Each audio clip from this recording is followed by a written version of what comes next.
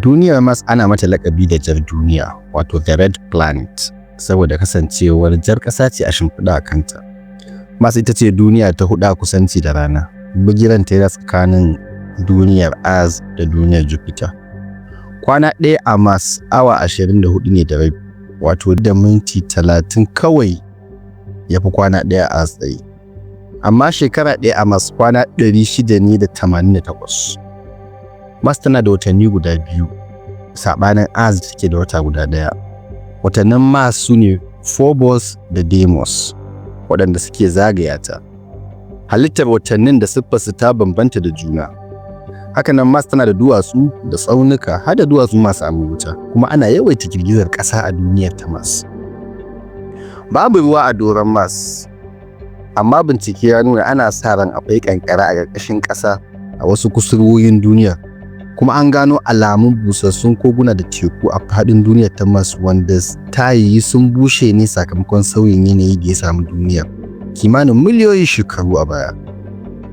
An tura na'urori da dama zuwa duniyar Mars. Wasu sun sauka cikin nasara, wasu sun tarwatse, wasu sun zagaya sun ɗauki bayanai kuma sun wuce.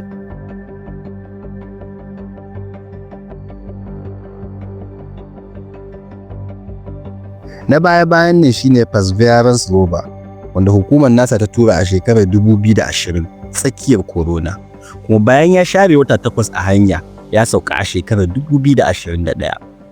Kuma yana nan da kwalabansa yana karɓar samfuran duwatsu da ƙasa da iska da sauran abubuwa, yana lillinki su zai aiko su duniyar Earth.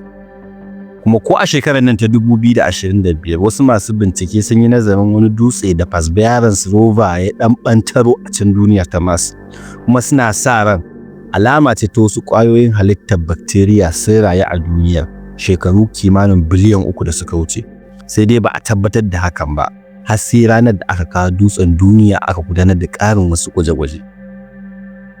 Mars dai ita ce duniyar da mutane suka mai da hankali don ganin sun koma can da zama, musamman saboda kamanceceniya da suka ga tana yi da duniyar Earth da kuma kusancinta da Earth da dai sauransu. Sai da yanayin Mars yana da tsauri, ana yin iska mai zafin rana da guguwa, ga kuma dole sai dai kowa yana yawo da numfashinsa a goye a baya a cikin silinda. Ko kwanaki wata guguwa da ta mamaye wani yanki na duniya sai da ta yi wata 6 bata lafa ba. Kaga kenan akwai ƙura. Mars tana da sanyi, ba ta da zafi irin na Earth da Venus.